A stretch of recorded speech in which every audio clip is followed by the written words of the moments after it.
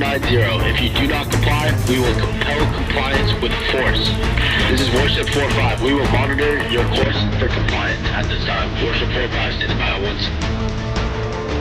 We're talking about the strait, the opening of the strait, having it open literally by tomorrow. نداره. مذاکرات با عمان هست متمرکز بر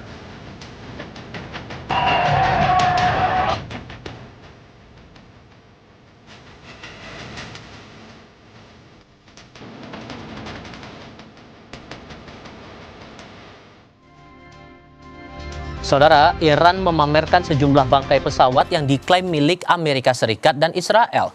Iran menunjukkan gambar itu setelah Presiden Amerika Serikat Donald Trump menyebut perang segera selesai.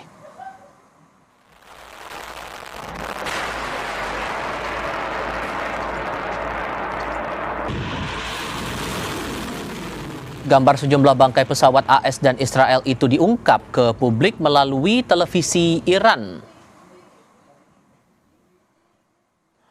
Pesawat itu diantaranya sisa-sisa drone, jet tempur F-15E, Strike Eagle, dan pesawat operasi khusus MC-130J Komando milik Angkatan Udara Amerika.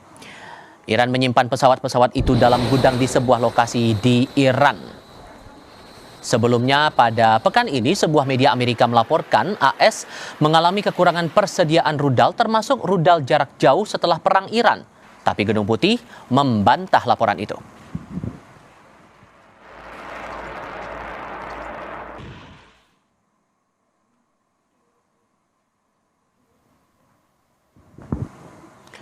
Sementara itu, militer Israel merilis rekaman latihan angkatan laut berskala besar di perairan terbuka pada Kamis waktu setempat.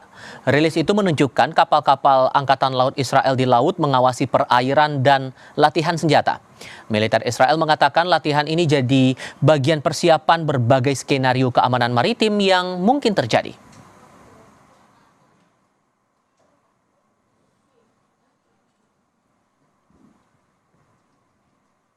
Presiden Iran Masoud Pezeshkian mengklaim hubungan Iran dengan negara-negara tetangganya jauh lebih baik dari masa lalu. Pezeshkian bilang hubungan ini tidak goyah di tengah rencana musuh selama perang AS dan Iran. Tanpa menyebutkan negara tertentu, Masoud Pezeshkian menyatakan Iran bahkan telah memperluas jalur perdagangan dengan negara-negara tetangga. Pezeshkian menambahkan, sebelumnya musuh berencana memanfaatkan perbatasan laut untuk menciptakan ketegangan di antara Iran dan negara-negara Teluk.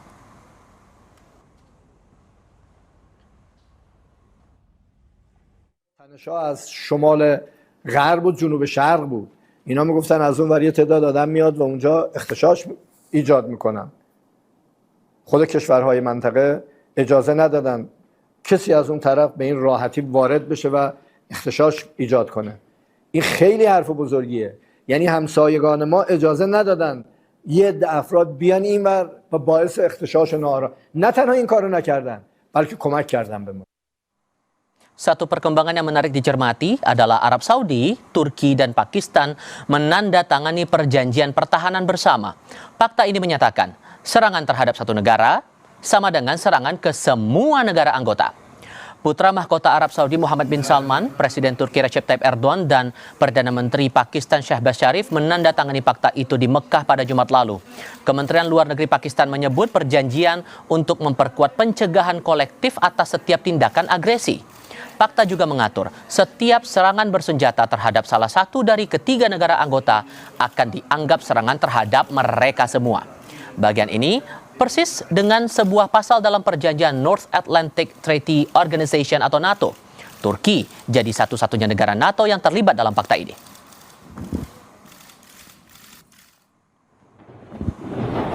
Sebelumnya, kelompok Houthi yang pro-Iran menyerang wilayah Arab Saudi pada Kamis 6 Agustus lalu.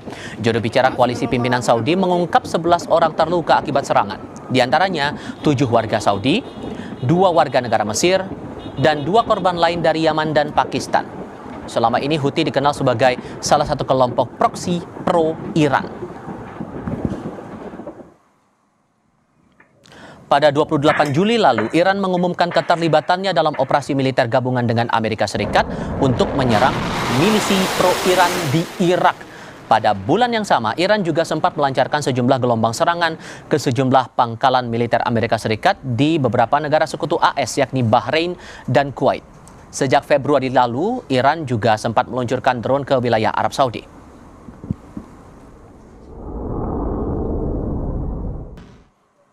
Arab Saudi, Turki, dan Pakistan menandatangani perjanjian pertahanan bersama yang mengatur serangan terhadap satu negara jadi serangan ke semua negara anggota. Lalu bagaimana ini akan berpengaruh dalam perang Iran dan Amerika Serikat serta peta geopolitik di kawasan Teluk?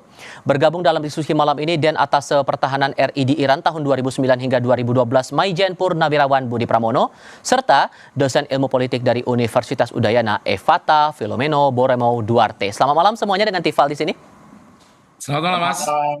Terima kasih sudah bergabung bersama kami Bapak-Bapak. Kalau kemudian Turki bilang begini, fakta yang ditandatangani 3 negara ini Pak Budi disebut tidak ditujukan ke negara tertentu. Kalau merujuk dari kronologi terbentuknya fakta ini setelah Saudi diserang oleh Iran dan proksinya kemudian ada balasan di situ, apakah ini ada kaitannya untuk targetnya sebetulnya ke arah Iran dan proksi untuk mencegah ada serangan balasan itu tadi? Ya Mas, itu juga benarnya dikatakan sama Mas. Tapi di sisi lain, mari kita lihat apa sih sebetulnya tujuan-tujuan politik dari masing-masing negara dalam hal ini. Kalau kita melihat Amerika, Amerika ini tetap dia adalah aktor utama. Nah, kalau kita melihat Israel, Israel ini adalah aktor yang sangat dominan. Nah, kemudian Saudi sendiri, Saudi ini kan kuat di ekonominya. Maka dia akan mempertahankan jangan sampai ada serangan dari Iran. Namun, Saudi ini hedging, dia tidak lagi meletakkan pada posisi depend on terhadap Amerika. Dia mulai semakin multipolar. Nah, kemudian kalau Turki dengan backgroundnya dia yang akan menghanguskan the greater Israel saat itu, nah ini juga dia tahan dan bagus di bidang militernya terutama industri. Pakistan sendiri sampai detik ini dia kan tidak punya hubungan diplomatik dengan Israel. Ini tentunya gambaran-gambaran sampai sejauh mana sih namanya mereka itu akan bergabung, apakah hanya simbolik ataukah operasional. Nah, Pakistan sendiri kita tahu bahwa Pakistan tersebut adalah ya dalam hal ini bisa dikatakan nuclear shadow dalam hal ini ya kan. Tapi Iran tetap standing dalam satu titik yaitu asymmetric warfare-nya yang hitungkan oleh seluruh negara-negara Teluk termasuk Amerika dalam hal ini dan Israel sekaligus.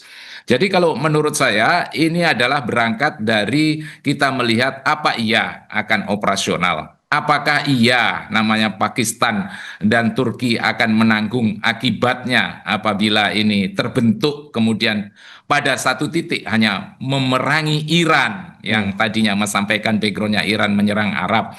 Apa iya negara tiga ini GMAD Joint Military Defense Agreement dari bertiga ini ada command control, ada perintah secara benar-benar kebersamaannya. Apa ada bahwa dia ini mekanisme responsnya sama.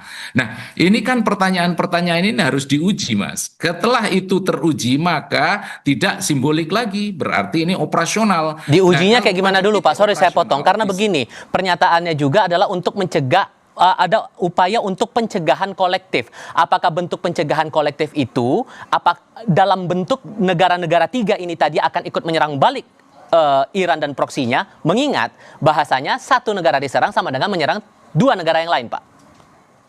Iya Mas, ini kan propaganda warfare. Kita tidak semuanya 100% apabila kalimat-kalimat yang dilontarkan dalam era information warfare dan propaganda warfare ini kemudian kita langsung trust 100%. Tidak bisa. Ini kan juga salah satu ya tadi saya military campaign mengatakan demikian. Makanya diujinya harus apa ya sekarang itu sudah ada military air strike yang common, yang sudah combine, yang sudah tersentralisasi. Apa iya ada naval strike command yang sudah tersentralisasi. Apa iya ada intelijen integrated yang sudah terintegrasi. Apa iya pertahanan udaranya juga sudah simultan dalam mengadakan penyerangan apabila benar-benar satu negara diserang maka tiga-tiganya akan menyerang.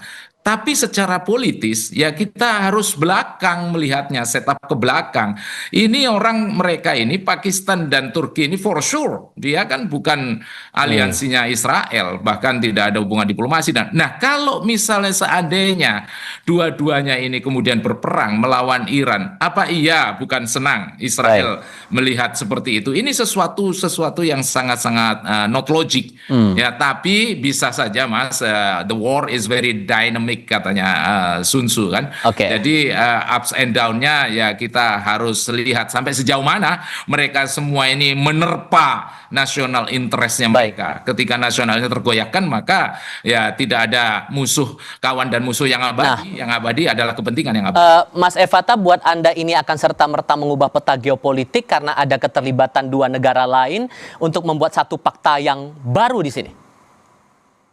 Ya, pertama kita harus melihat ya secara wide, besar, bahwa memang Arab Saudi tampaknya mulai ketakutan. Ada laporan intelijen yang masuk dalam pemerintahan mereka bahwa kedepannya Houthi dan juga milisi Irak itu akan melakukan serangan jepitan ya. Dari selatan ada Yaman ya dengan Houthi, dan dari utara ada milisi Irak. Tampaknya kita juga harus tidak lagi bisa memisahkan ada faksi dari Sunni dan juga Syiah. Ini yang menyebabkan kenapa Pakistan tiba-tiba ikut serta gitu ya. Dan tentu kita harus melihat juga tawaran besar yang diberikan Amerika Serikat. Meskipun Amerika Serikat ini diam, tetapi tentu ada orkestrasi dari mereka yang secara tidak langsung membuat kenapa fakta ini akhirnya muncul. Meskipun joint statement ini atau agreement ini sudah direncanakan dari 2025 ya. Waktu itu hanya berisi dari Arab Saudi dan juga Pakistan, tetapi sekarang masuk Turki. Kenapa? Karena Amerika Serikat melonggarkan sanksi terhadap pembelian F-35 begitu. Dan kita tahu bahwa sebenarnya tanggal 1 kemarin akan ada serangan besar-besaran yang dilakukan oleh Israel dan Amerika Serikat. Tetapi Pangeran MBS menelpon dan juga Sebas ya, itu juga menelpon ya dari Pakistan mengatakan bahwa jangan ada serangan lagi. Nah, maka sebenarnya ada pergantian pemain tampaknya yang dilakukan oleh Amerika. Amerika tidak mau lagi terlibat secara total karena harus kita akui mereka sudah kekurangan pasokan ya untuk rudal pencegat. Maka dan perang ini sangat sekali tidak populer, ditambah perang ini dianggap terlalu pro dengan kepentingan Israel, maka Donald Trump juga tidak bisa kita katakan tidak realis dalam berpikiran panjang ya. Dia merasa bahwa harus ada yang menggantikan. Maka fakta ini tampaknya merupakan orkestrasi yang dilakukan oleh Amerika, dan nanti tujuan utamanya adalah untuk mencegah ya. Karena melihat bagaimanapun juga perang ini kan awalnya hanya berkaitan dengan satu selat, tetapi kedepannya strategi yang disampaikan oleh Houthi ya, mereka mengancam akan memblokade sampai ke terusan Suez. Wah, ini kan gawat sekali gitu. Maka tentu ini yang akhirnya membuat negara-negara tersebut akhirnya mulai menggabungkan satu kondisi ya yang baru, meskipun kita tidak tahu nanti ke depannya apakah benar-benar ketika satu diserang yang lain akan menyerang seperti pasal itu 5 NATO. Sorry saya potong, itu akan ngaruh juga nggak ke proses perdamaian antara AS dan Iran, mengingat Pakistan jadi mediatornya di sini, tapi dia juga ikut terlibat dalam fakta ini? Nah, itu dia ya, dalam hal ini Amerika juga melihat bahwa posisi Iran saat ini kan sedang bernegosiasi apik dengan Oman ya. Mereka mengatakan bahwa oke, kita akan membuka Selat Hormuz. Nah, di sana yang membuat Amerika tampaknya cukup lega. Dan kita tahu bahwa posisi Oman masih netral, Pakistan juga masih netral, tetapi Pakistan siap-siap apabila terjadi pergolakan Syiah yang muncul ya. Maka tampaknya Amerika Serikat juga merasa bahwa peranan mediator dari Pakistan ini akan ditambah. Jadi Amerika akan memberikan delegasi khusus ya kepada negara-negara ketiga negara ini untuk melakukan negosiasi sesuai dengan kepentingan dari Amerika. Dan kita tahu bahwa Amerika sudah tidak lagi merasa bahwa serangan yang besar-besaran dan serangan udara itu mampu mengubah posisi politik Iran itu sendiri di dalam negeri. Itu ada regime change dan lain sebagainya. Makanya tampaknya ini merupakan langkah terbaik yang menurut Amerika bisa mereka uji coba dulu. Nah, Pak Budi tadi sempat disinggung juga bahwa ada kesepakatan antara Iran dan Oman untuk mengelola bersama Selat Hormuz itu tadi. Dengan munculnya fakta yang dibentuk oleh tiga negara yang tadi saya sebutkan itu, Saudi, Turki, dan Pakistan, ini mana yang akan menekan lebih dalam, AS kah atau Iran kah, dan seberapa dalam itu? Untuk menekan Iran kah atau Amerika kah yang menekan lebih dalam? Kalau menurut saya ya yang paling di depan mata ya tentunya Iran. Begini loh Mas, jadi Saudi itu kenapa sih Mas kok trauma banget melihat Iran? Yang pertama ya tentunya kita semuanya tahulah ya, ideologically kan antara Syiah dan Sunni. Kemudian politically ya di sana itu kan memang kerajaan. Nah ini kan membahayakan kalau seandainya apa ide-ide tentang yang non kerajaan sistem ini masuk ke dalam negaranya di Arab. Nah, kemudian yang tidak kalah pentingnya adalah masalah ekonomi. Coba Mas bayangkan kalau misalnya Houthi itu kemudian menyerang Bab el Mandeb, terusan Suez, Laut Merah dan lain sebagainya sehingga Arab pun ekonominya jadi terganggu. Ya. Makanya never ever. Jadi tidak pernah yang namanya Arab itu mengizinkan Iran sebagai ya power global regional power yang ada di kawasan sehingga dia melihat ya Iran memang benar-benar di depan mata merupakan ancaman yang saat sekarang ini sangat terlihat. Namun demikian tadi kembali lagi fakta yang dibentuk ini apa sifatnya simbolik atau operasional. Kenapa? Karena selama belum teruji ya saya pikir belum bisa dikatakan bahwa itu akan menghancurkan.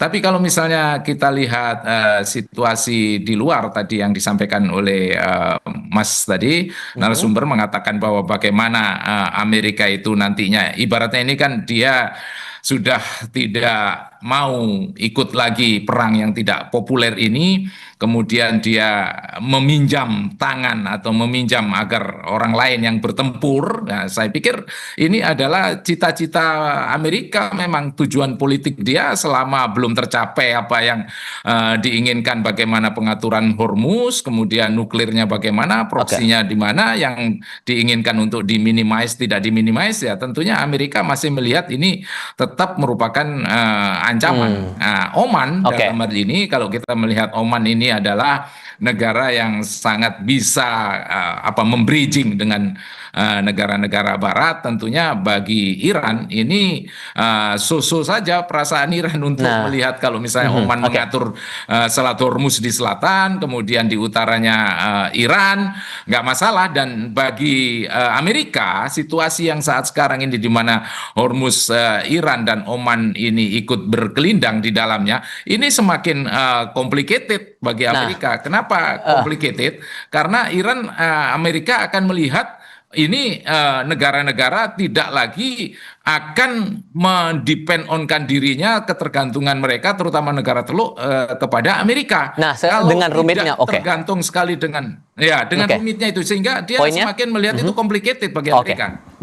Dengan rumitnya perang ini yang sudah berjalan 5 bulan lebih, Mas Evata, Anda melihat bahwa sebetulnya proses diplomasi, upaya untuk berunding di antara dua belah pihak AS, Iran dengan mediator yang ada sekarang Pakistan ini masih jalan atau enggak sih? Karena sudah ada klaim dari Trump bahwa ini perang akan segera berakhir, walaupun kemudian Iran membantah bahwa ada upaya kesepakatan dan mereka minta buat perdamaian itu.